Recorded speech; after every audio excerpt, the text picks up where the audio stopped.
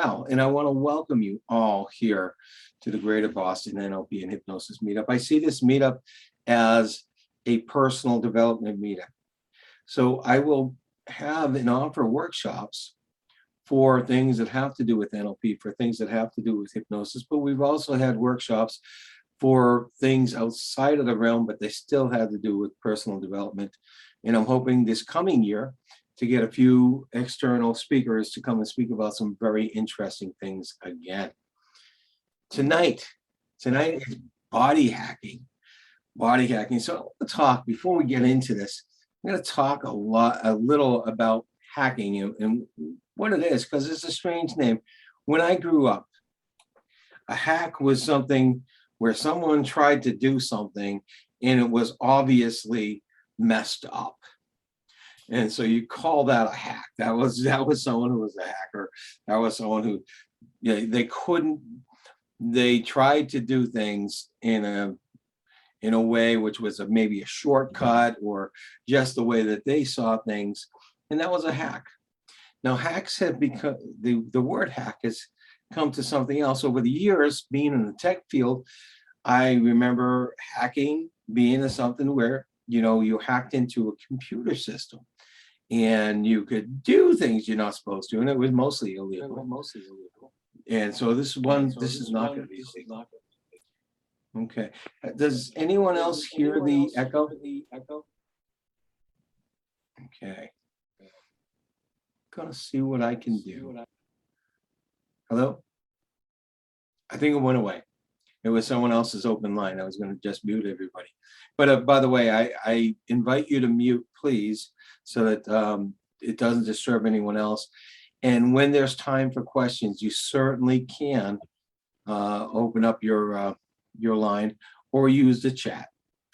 Okay. So hacking at some point with computers was you get in there and you do things you have full access to somebody's system and you're able to do things you probably shouldn't do. But hacking as of late is a cool term because it's something I use.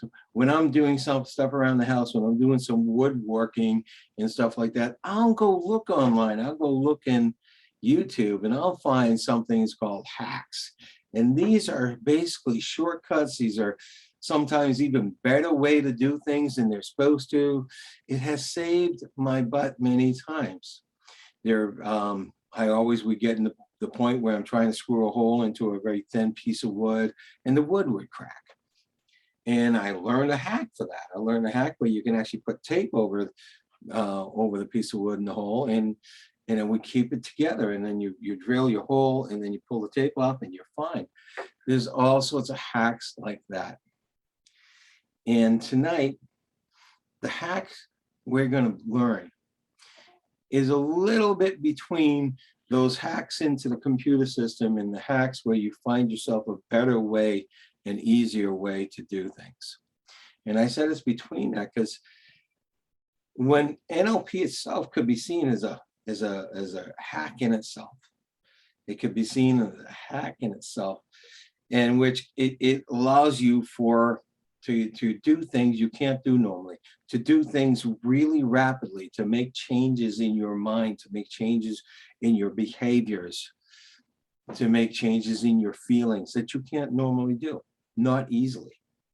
So that's the hack. Now I see it as a computer hack because I'm really hacking into the system I call me, this body, mind, spirit. You're able to hack into that and do things at a level that you can't do normally. So that's the body hacking. That's what we're all about. And the hacking I found on YouTube has saved my butt so many times. And there's things I wouldn't be able to do normally and couldn't facilitate normally. I think this hacking we're going to see is going to be something that you're going to find will also be something that can help you out in times where you wouldn't be able to do anything else.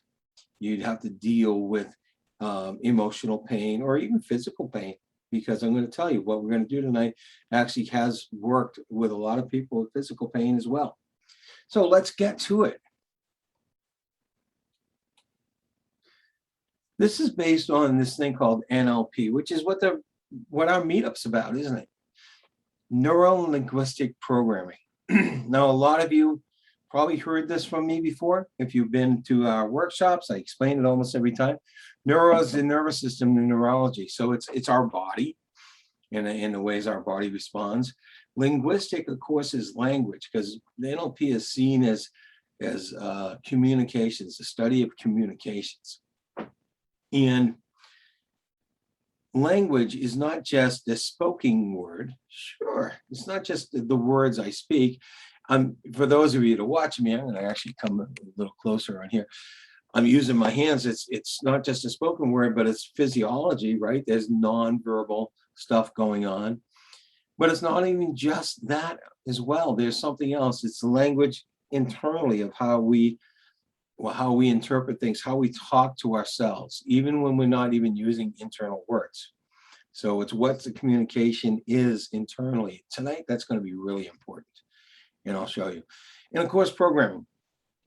Learning how we are programmed to do, think, and react in certain ways. So I love the fact this back in the 80s, you know, there were cults and there were all sorts of things going on. So this programming didn't kick off too well when they were talking about personal development and mind control, because that's what they were thinking it was.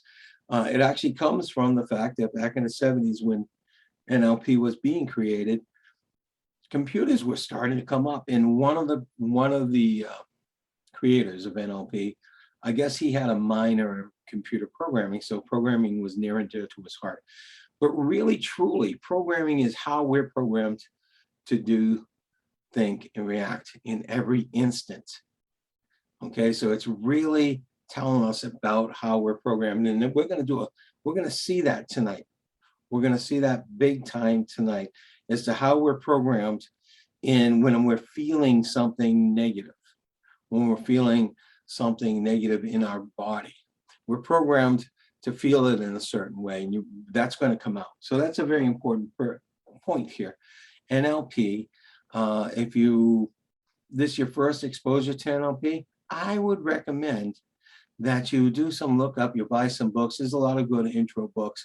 One of my favorites, and it's one of the originals, is Frogs to Princes. And it's one of my favorites because it actually goes through sessions that were done. And so you see the whole dialogue and you see what gets changed and everything. So it's like narrated. It's really cool. All right. So body hacking. It actually uses something we call modalities and submodalities. And these are two big things in NLP. Modalities is how we take in information. Remember I talked about it being communication, right? So how do we take in information and actually put out information too? Visual is one thing. So we see things. We see things and we can take that in, we can look at it. Auditory or audio is another. So we hear things, we listen to words, we listen to sounds. And the last thing is kinesthetic. Kinesthetic means feelings, not just the internal feelings, the tactile feelings as well. So how you're feeling when you're touching something, when you're actually feeling the air on your face or something like that, that's kinesthetic. But also if you said something to me and it causes me to feel a certain way, that's kinesthetic too. So the kinesthetic is our big thing tonight, whether it's tactile or internal. And most of what we'll be facing tonight, what we'll be working with, is internal kinesthetic and a little bit of visual too. Okay. Now, introduction to modalities and submodalities. Now, as I had said, I'm just going to go back here one more time because I got into the visual, auditory, and kinesthetic, and that's how we mostly communicate, right? That's, we take in things that we see, things that we hear, and we feel. That's how we take in information, all right? There's also olfactory and gustatory. Olfactory is our smell. It's still a sense. It's what we call a modality, and gustatory is our taste. Now, can we communicate with those two? How many of you have ever walked into a bakery, and all of a sudden you smell something that made you feel so good. Feel so good. Now, Costco, if you've ever again been to Costco, it smells like a bakery because they pipe the smell from the bakery, which is in the back, all the way to the front so you can smell it when you come in. That's their communication. Their communication is come on in and enjoy. So we can communicate a little bit through those two, but basically it's the VAK, it's the visual, auditory, kinesthetic. Tonight, tonight, it's kinesthetic. That's the modality we're going to focus on the most. Okay, and this kinesthetic guys here, it's all about feeling.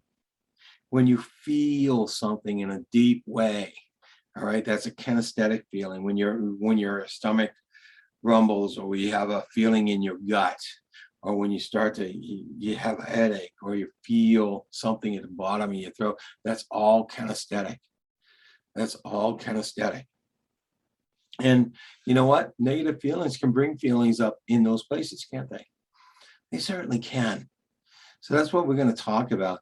Some modalities, the modalities are the VAK, and the submodalities are the quality of the modalities.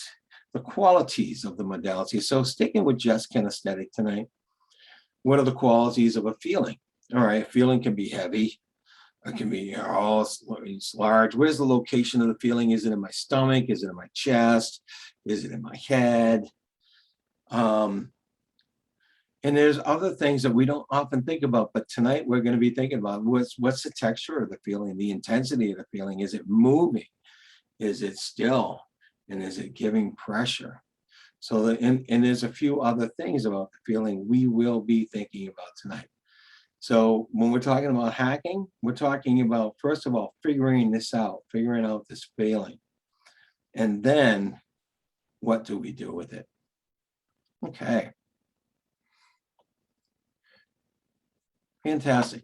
Let's go to the next slide, which is basically talking about internal representations. In NLP, this IR, these internal representations are used for a lot of things. But when we're talking about modalities and submodalities, they become extremely important. The representation that we get in our mind when thinking about something, that's the IR, usually an image. Usually an image. Okay, right now I'm going to give you guys a bonus. Okay, we've got 16 people on, so a lot of people didn't get a chance to get here. So for you guys, I'm going to give you guys a bonus. I'm going to tell you a little bit about the subconscious mind. The subconscious mind does not process negatives, right? It doesn't know how to process negatives.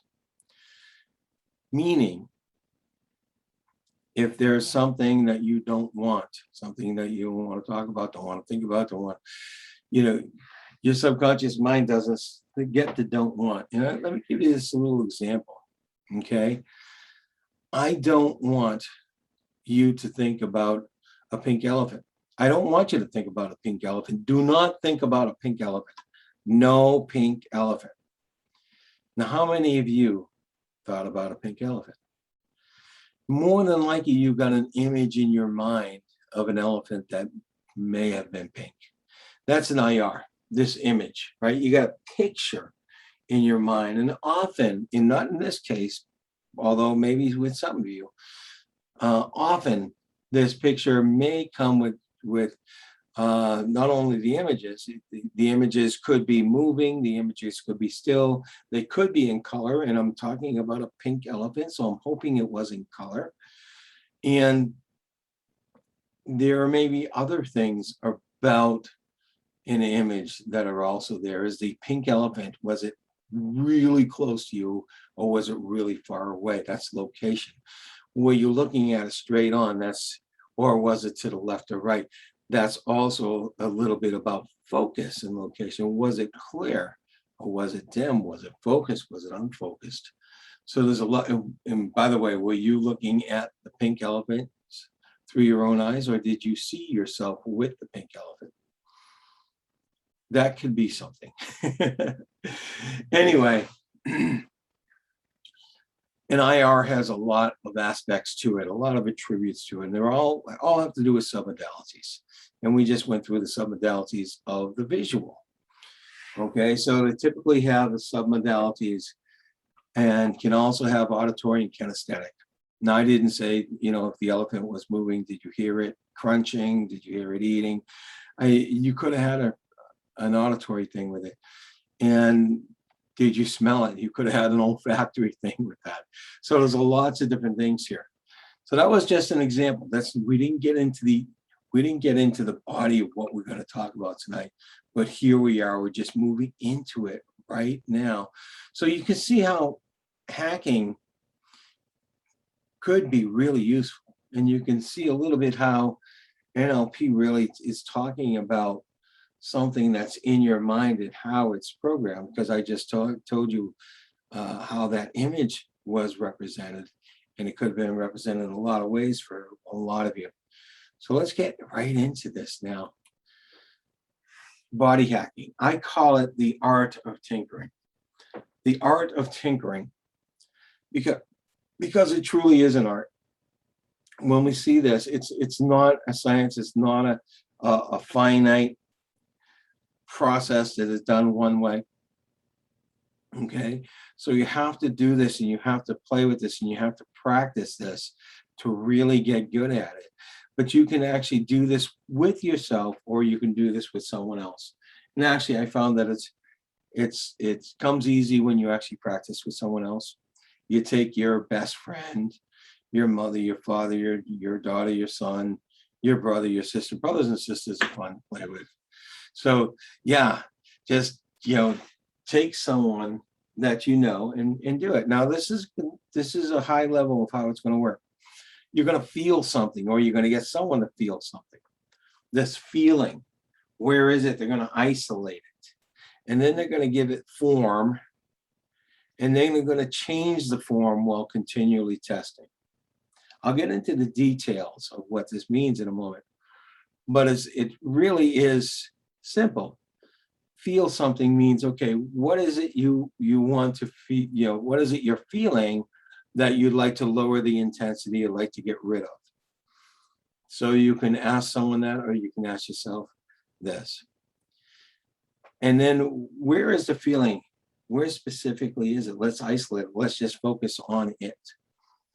And then if it were to have some form, what would it be? And we'll get into that in the specific questions in the process in a moment. And then I change the form, or you change the form, and you constantly test. And why you constantly test? Because the change doesn't necessarily mean it's going to get less intense or more intense. So you don't know, because all of this is personal. All of this is in how the individual takes this and feels. It's how they're programmed, really. I was just giving a talk yesterday about rapport, and we were talking about mirroring and matching body language. When people talk about, the movements of the body, and they start to talk about body language, all of a sudden they say, okay, there's a way to interpret body language. And see, my thought on that is there's no way to interpret body language to have a generalized interpretation of it that's going to fit most people, because everybody's different. And so this becomes an art because everybody's different. If someone were folding their arms like this, generally in body language, that means they're closed. For me, it means I'm comfortable. My arms are sitting on a little shelf, and they kind of hang up there, and it's comfortable, and they're warm, crossed like this. I watch shows like this. I listen in courses like this sometimes, listen to speakers like this. I am not closed. I am not closed. So body language is unique to everyone for interpretation, just like dreams are, by the way. Dream interpretation is unique to that person's experience. And so the best interpreter of a dream is that person. We can get into that. I might actually have a dream interpretation workshop sometime next year, because it is fascinating. It's great to do. Okay, so let's move on. The art of tinkering, transforming feelings and or pain into something different, changing them. So what about this? This is much more art than science, as I said, because you don't know when you make changes if it's going to be, you can guess, but you don't know for certain when you make changes if it's going to get better or not. You play with the submodalities. The submodalities, again, are the attributes, right? It's large, let's make it smaller. It's black, let's make it blue. It's this or that, right? It's moving, let's make it still. It's still, let's make it moving. You never know, you can't anticipate, you can't be for sure, right, as to whether that's going to make it better or not. So it's playing. It's basically playing. And you have to test at each step of the way. And I love this because, you know what? Those of you that have glasses, have you ever used this? When you're testing for lenses, you'll have these sets of lenses on there, and they'll switch a lens on and say, is this better or worse? And you say, it's better. And then they'll put another one on. Is this better or worse? Oh, no, that made it worse. Put another one on, better or worse. They continually do that. That's the way this art of body hacking, this tinkering with the submodalities, that's the way this works. You have to continually test. Cool. I'm ready to go into the process. Now I'll take questions at the end, but I'm going to step you through the process right now.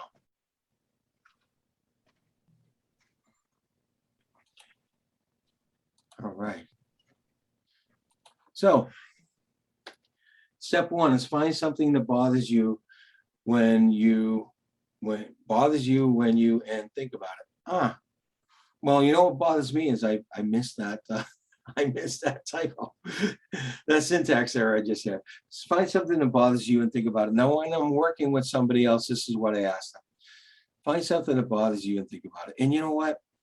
If I'm doing a demo in front of a group, or if I just want to make sure that the person can find something that bothers them, just about everyone has a person in their life that bothers them. So I said, okay, who in your life, who do you know that when you see them or hear them or are next to them bothers you? And somebody always has someone that bothers you. So, I guess someone raised their hand, and my sister-in-law, my mother-in-law, this and that. There's always someone you can think of that bothers you.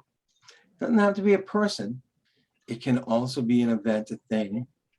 And so, yes, and especially in today's climate, there's always something you can find that bothers you. And the whole idea is to not have it bother you. So we get that. And the next thing we do is we take an intensity measurement. We call this in my world, we call it a SUDS. Now, whenever I say that, I picture the washer. And yes, in the past, I have put too much detergent in the washer, so I know what a sudsy washer looks like. So that's what I picture when I think of suds.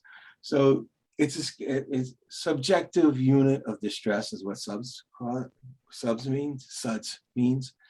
And, because it's subjective, because this person makes you feel like this, where that's to you. This person doesn't necessarily make someone else feel like that, or at the intensity. So I have them say, okay, on a scale of 0 to 10, how intense is it? Then,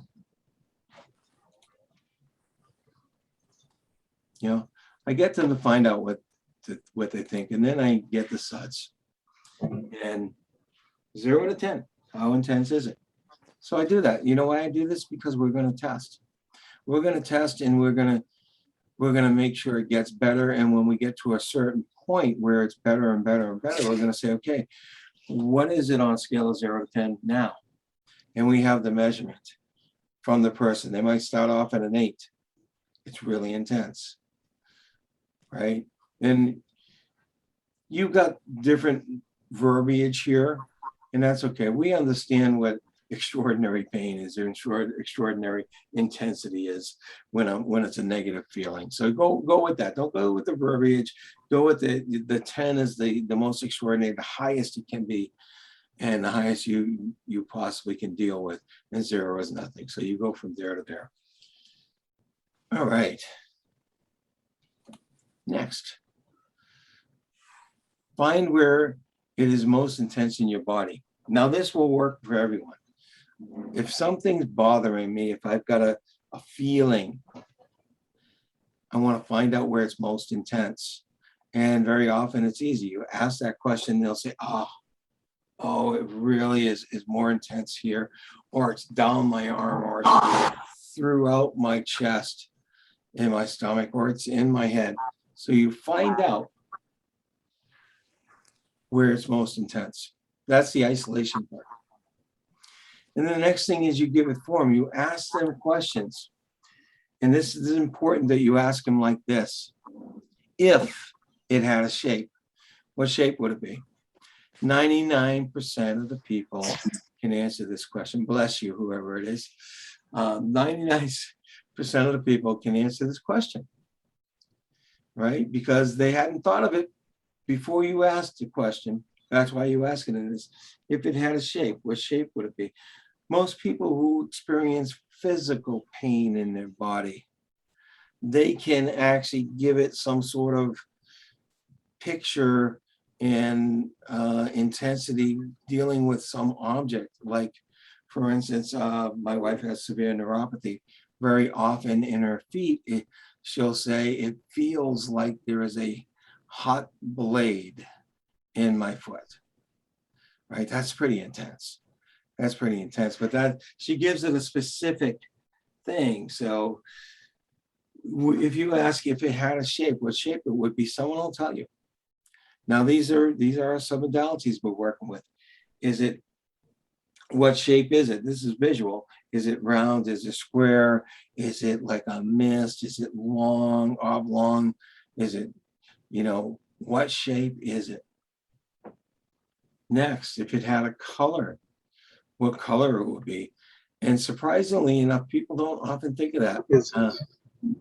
I think that when I have a pain, very often I'll have an image of what color it is. Maybe it's me because I've done this work so much, but most people don't. And by the way, what color do you think it might be? When we jump to our own conclusions, we are actually directing this, and we don't want to direct it. We want to ask the questions. But very often, if it's something intense, painful, I'm thinking it might be black, or it might be red, or something like that. And you'd be surprised.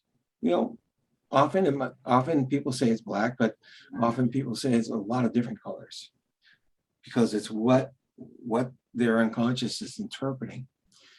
So what color is it? And what texture is it? Is it smooth? Is it coarse? Is it spiky? Does it feel heavy, or is it light? Is it still, or is it moving? And how large is this? This is a big one. How large is it, or how small is it? The ones that typically change it for me, and I've worked on hundreds of people with this, are color. I start with color. And I go in the direction of lightening the color that it is. Most of the time it's a darker color, not always, but I go in the direction of lightening the color. I don't go to say, make it clear from the first.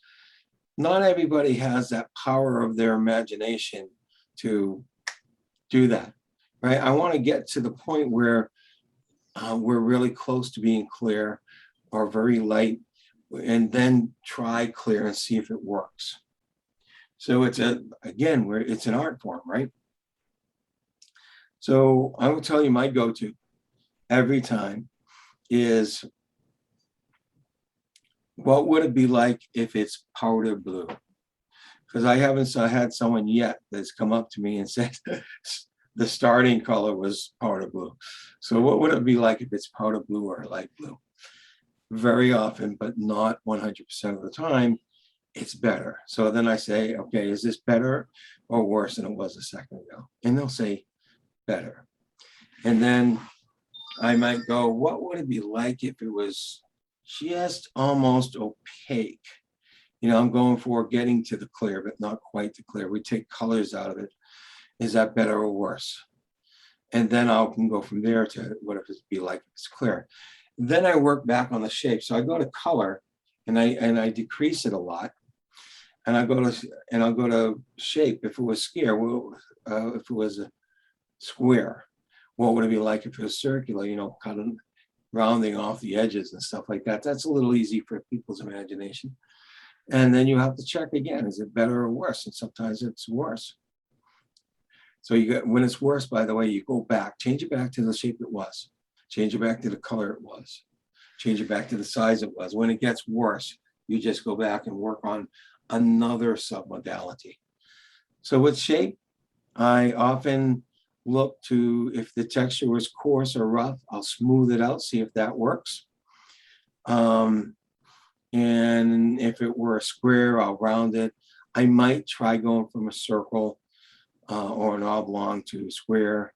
Color is a biggie, though. That's when it gives a lot of movement. The next thing gives a lot of movement is the size.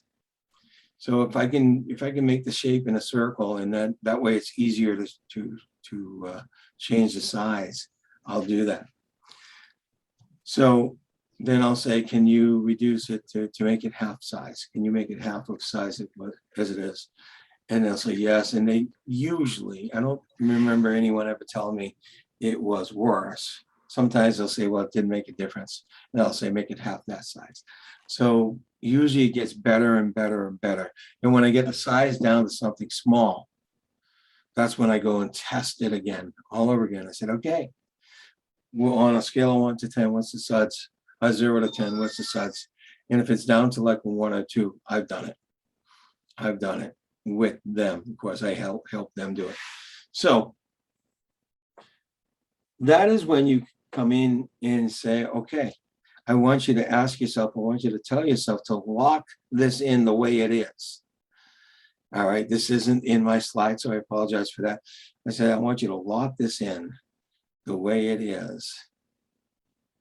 And really just, I asked for another modality. So locking it in is kind of like a thought process, but you're telling your unconscious mind to do that. So I wanted another modality. So I usually say, make the sound of a padlock clicking in. Most people know that, or the sound of Tupperware locking in the freshness, using that locking in type of thing.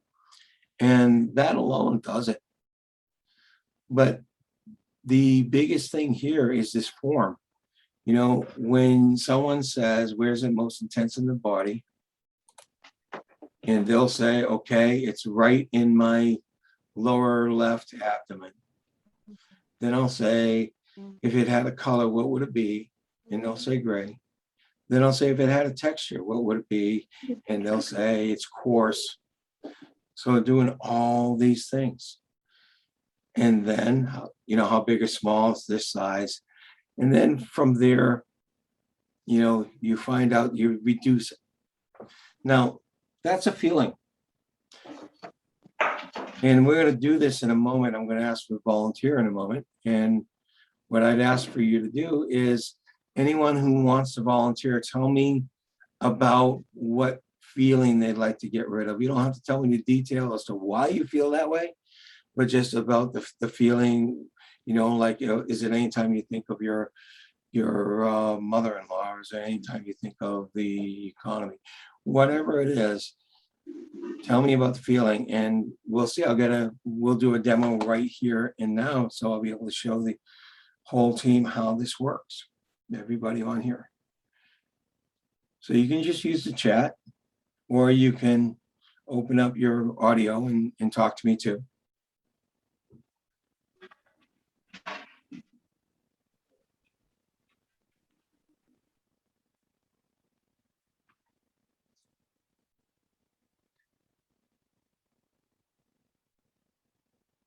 Okay. Nobody wants to volunteer? Look, see who's on here. I might know some people here.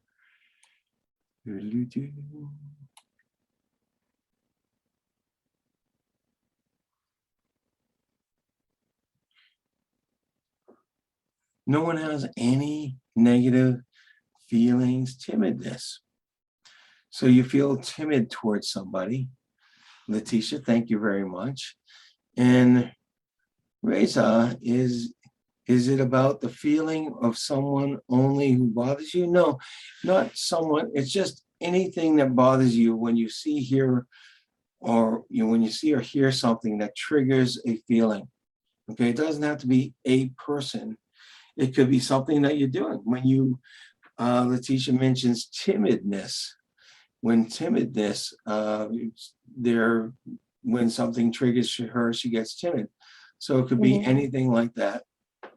What about your own anxiety that bothers you and frustrates you, and the symptom of it? Okay. For generalized anxiety, this may be a little too much because anxiety is felt throughout the entire body. It's hard to find the intensity. Is there something specific that Yes. when you run into it, you feel the anxiety? Yeah, the very specific one is running out of breath. When clearly you're alive, you're not dying, but you just feel that you're running out of breath. Clearly, to you, no matter what someone else telling you, when you're in that moment, you just can't get enough of that oxygen, and that's really debilitating. How do you convince yourself that you really don't? Okay. So you actually physically run out of breath. Reza, you're physically running out of breath when this happens? Correct. Okay, but you mentioned anxiety, and that's running out of breath and the feeling of anxiety are two different things. Does the running out of breath get you anxious? Right. Okay. So let me ask you this, and I'm gonna ask the teacher in a moment too. When this happens to you and you get that anxiety, where is it most intense in your body? In the diaphragm, where I think phrenic nerve is there. There's another nerve, so right around diaphragm. Right around there. Okay. Can you get into that feeling now, remembering the last time it happened? Yeah, easily, unfortunately. Okay. Okay, good. Hold on, Reza. I'm gonna, Letitia, when someone tries to intimidate you, how intense does that get when somebody, when someone tries to intimidate you, how intense does the feeling get? It depends on who the person is and what the situation is. Okay. So sometimes it's not bad and sometimes it is bad. Yeah, like for instance, is there a certain person that you run into in your life that they try to intimidate you and you always feel it always is pretty intense? Yeah, my brother-in-law. Okay, your brother-in-law. All right, when you're thinking about your brother-in-law and it feels intense, this intimidation, where in your body is it most intense? I think in my chest. In your chest. Okay. Okay. And the other person, actually, Letitia was you. Sorry, not my chest, my lungs. Maybe my chest and my lungs. Chest in your lung. How often do you see this person? I've limited my time now. But when you do see him, when you think about him, even that feeling comes up too. Yeah, because he's always like trying to say something to me, but I don't really want to talk to him, but he's always negative, or like he would say things to me like underhanded stuff.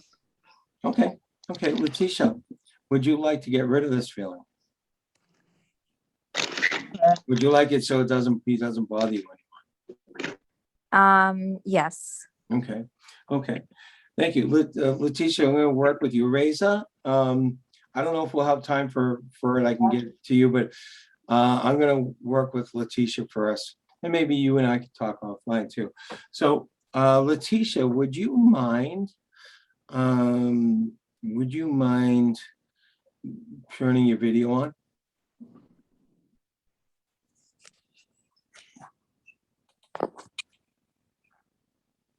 Okay.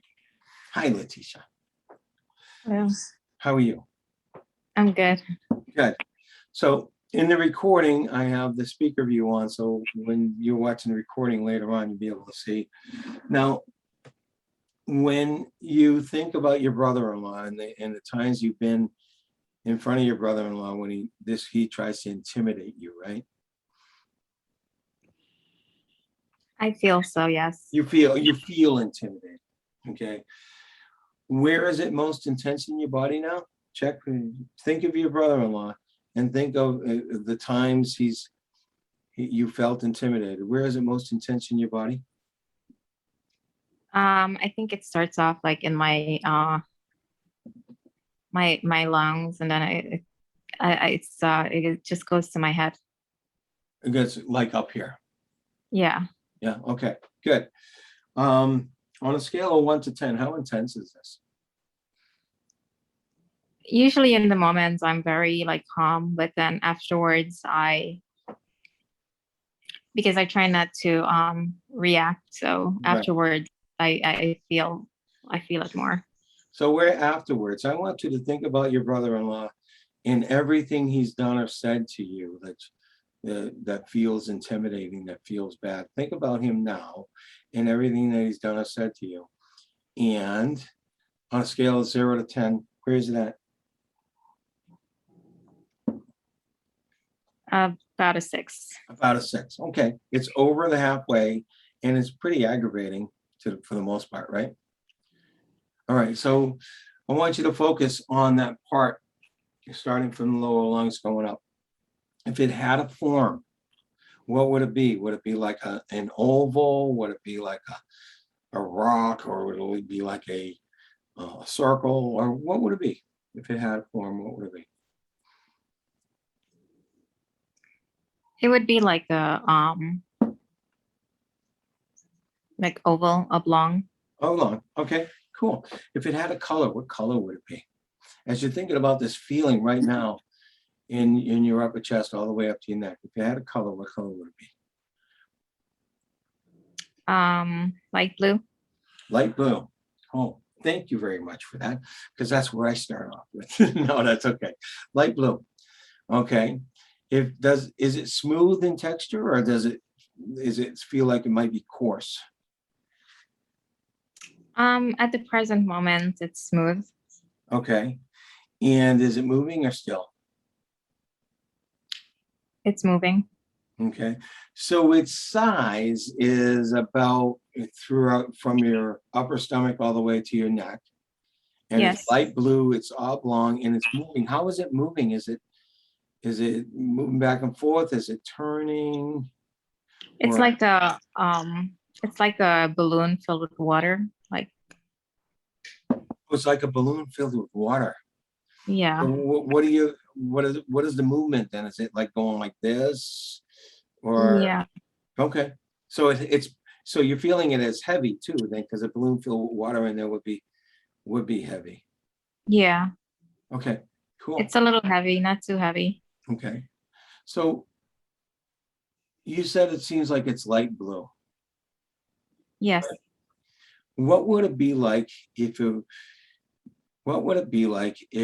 you could change it to a light orange? Almost like a sherbet type of thing, a light orange. Change that now and tell me, does this feel better or worse? Worse. Worse. Okay, that's what I wanted everybody to know. You can't predict what it is. So change it back to that light blue. I don't want it to get worse. Okay. That's not what we're here for. Okay. If you can change it to like a misty blue, like there's just a little bit of tint of blue in there. Not fully filled at all, but like a misty blue. Is that better or worse? It's better. It's better. Okay. Can you maybe make it like it's transparent somewhat? Maybe not fully clear, but translucent, I guess it is when you're looking through into What if I don't want to? glass. Why wouldn't you want to? Let me ask you that. Because I'm comfortable with the color that I chose. Okay. So again, for everyone else, this is art. And by the way, something I didn't mention, there's sometimes where the unconscious mind is not going to let you make changes in a certain way. Right now, she's got this feeling from her unconscious that she's really comfortable with this last color. It's better, but it's not gone away yet, right?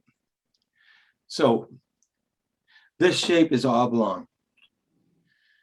What would it be like if it was a smaller circle? It was a circle, but not as big as the length of the shape. So when you change it to a circle, it has to come in a little smaller. What would that be like? So keeping the same color. Is that better? Or is that worse? Yes, it's better. Yes. Okay, cool. Very good. And is the texture still smooth?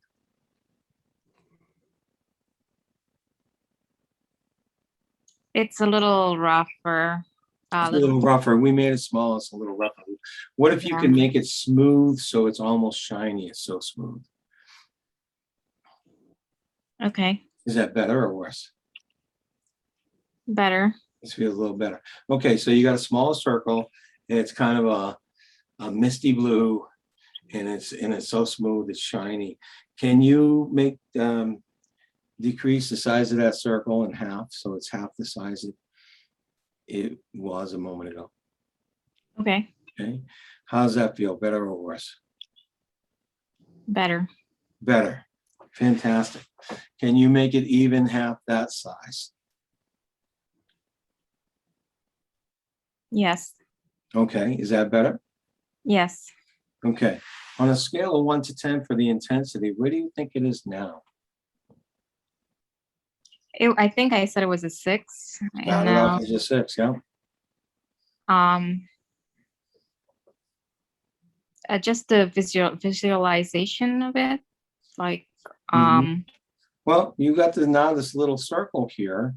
You got this little circle here. So intensity wise, this feeling about your brother-in-law, is it as intense as it was before? No, it's not. And if you were to measure it on a scale of 0 to 10, where would it be now? About a 3. About a 3. Okay. So one more time, make it half the size as it is now. Okay. Okay. Is that better or worse? It's better. It's better. How big is it? How big is it? Can you show us how big it is with your hand? Is it like that? The diameter is about 2 inches. Oh, okay. Okay, cool. I'm sorry, not 2 inches.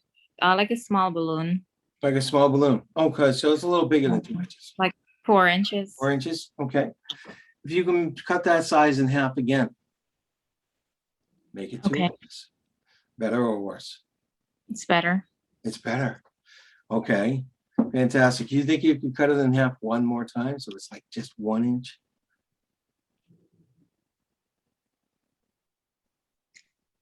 I could, but is this like forgiving the person? Nope. This is all about you and your feeling and how you're feeling it, how it's feeling in you. They brought up this feeling and we're just getting rid of it. Or decreasing it as much as possible so that when you have to deal with him, when you have to think about him. Okay, were you able to decrease it to another? Yes. I just changed I said it was water, but then I just pictured that it was filled with air. Air, which is much lighter. And then I released it to make the balloon smaller. Nice. Nice. So on the measurement again of how intense this feeling is for you, from a measurement of 0 to 10, where would you see it now? Did you say the feeling? Yeah, the feeling. Okay. It's about a 1. It's about a 1. So it's about the point where it doesn't bother you hardly at all. All right. Is it still right here? Right here in your chest or your lungs, right up here? It's a little above, in between. Little above. Like, yeah. Where would it be more comfortable? It would be more comfortable, like not heavy on my chest. So I'm wondering where, if you were to have the ability to move it, where would you prefer to have it? I would prefer not to have it. Okay. So let's go with not to have it. I was going to say sometimes, let's see if we can get rid of it altogether. You said you let out air to make it 1, to make it an inch, right? Okay. You've seen what a balloon does with a needle? Yes. I want you to imagine there's this really fine, thin needle, or like an acupuncturist needle, like a hair with a sharp end, and it punctures it, and the rest of the air is coming out of it. Can you imagine that? Yes. Is that better or worse? It's better. It's like letting go. It's like letting go. Fantastic. Okay, good. I want, before I ask you the next question, I want you to check to see if you can smell popcorn in your house. No. Oh, bummer. I've got popcorn downstairs. So let's go back then now to your brother-in-law. Think about him and think about the way he's treated you in the past. And tell me, does it feel the same as it did a little while ago? Not exactly. Not exactly. So it's transformed a little. So how has it changed? Are you going to be able to deal with him in a better way? Like, not, when I say that, like, not, things aren't going to bother you as much?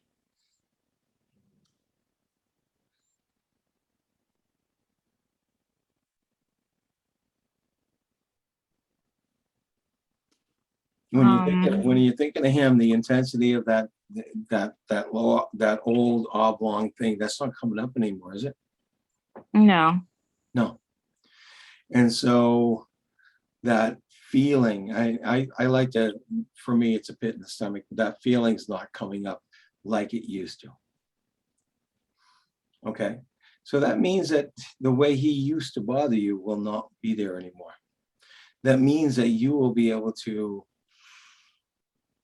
act without that there. You'll be able to respond. And you said you pretty much don't like him to know it. So in the moment that might not change, but afterwards, you're not going to be dealing with this feeling you used to leave your interactions with him. You won't have that feeling, and it will transform into something different. Does that make sense? Yes. Okay. So if you're thinking about this again, there's nothing there? In terms of, That little balloon that was there? I'm sorry, can you repeat the Okay. question? So when you think about him and the things he's done to, well, what you thought as intimidation, is that little balloon still there? No, it's much smaller. It's much smaller. Okay. So it's practically gone. All right. One of the things I didn't get you to do is, as you're thinking about that, as you're visualizing this thing that's there, tell yourself again, lock this in, make the sound of a padlock locking in. Okay. Okay. All right. That's it. Your programming for how you deal with him is changed. Okay. The programming for how he impacts you has changed. Okay. Does that make sense? Yes. Now you said it's transformed. It's not this feeling here anymore, but also the meaning of whatever it was that you would interpret him as saying to you, that's going to transform as well. Okay. Not that you're going to let him step all over you. It's the fact that the impact he has on you will be completely different. That make sense? Okay. You asked an important question also. You said, does that mean I have to forgive him? I do a lot of work with forgiveness, and I believe it is some of the most important things that we can do. But you don't have to go to that person and forgive them, because when you're holding on to something, when you're holding on to anger or resentment or anything from a person that has done you wrong, the only one you're hurting is yourself. That makes sense? And so when you can let go of these things that you're holding on to, it doesn't mean you forgive them. What we're actually doing is getting rid of these feelings. When you let go of them, in essence, you let go of whatever you're holding on to, and you don't have to forgive them anymore, right? Because you're not. And by the way, the biggest thing everybody says to me is, if I forgive them, does that mean I forget and have to be friends with them? No, absolutely not. When you forgive somebody, when you do let go of that stuff, you actually get to think in a logical way.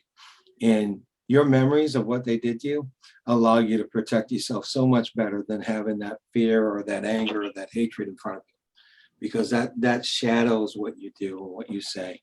So when you let it go, you can, from a very calm way, just say to hell with you. I'm not dealing with you. I was going to say it worse, but I've got a crowd here. Wait, do I say that to him? What? No. No. You'll be able to think of things to say to him without being clouded by that intimidation, because you'll no longer feel that intimidation, right?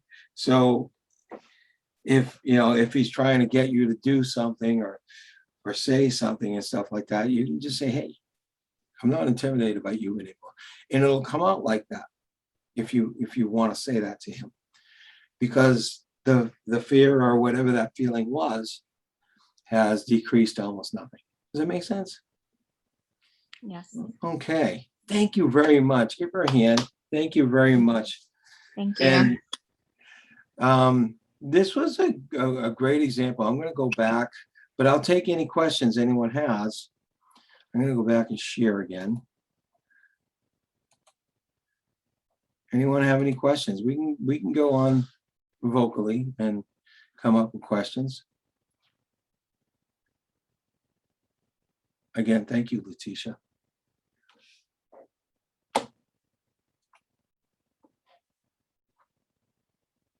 No questions. I'm just going to continue on a little bit, because I gave you saw all the steps. And the next step is start having them change the submodalities, which is, you saw that, you experienced that. You saw me have her change the color, have her change the size. And each and every time I checked and said, is this better and is this worse? And there was a couple of times it turned out worse. That's why you have to check. And we finally did get it down. There was one modality, submodality, that I couldn't change anymore. It was the colors. And that was her subconscious saying, hey, stop. I don't want to make that change any further. Had I asked her later on, when it got really, really small, maybe we could have made that change. All right. That's why it's an art form. And it continued changing some modalities until it decreases to 0 or close to it. We got it really close. She did say it went away. Then she said it's tiny, tiny, tiny.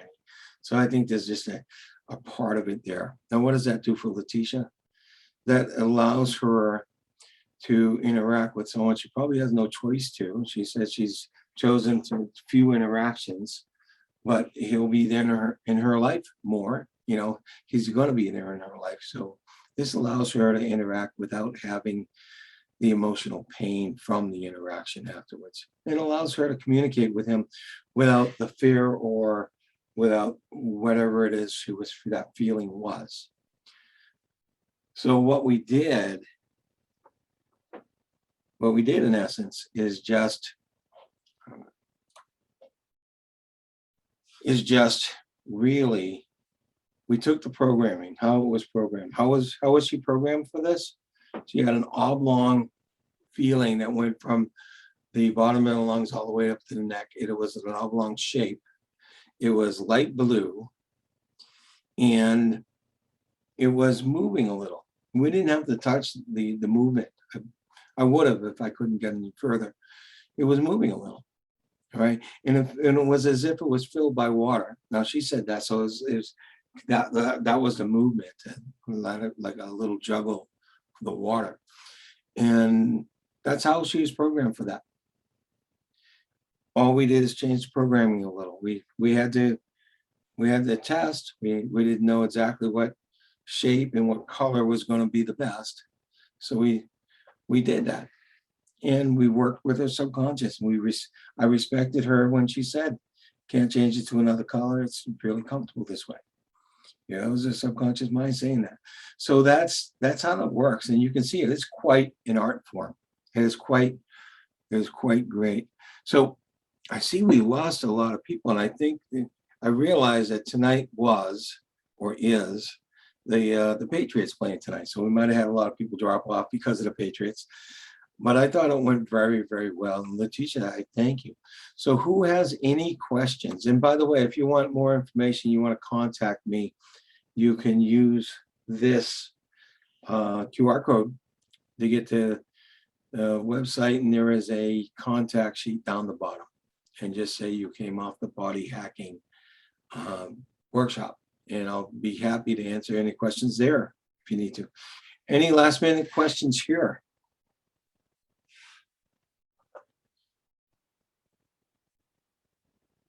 No. Well, then I wish you all a great night.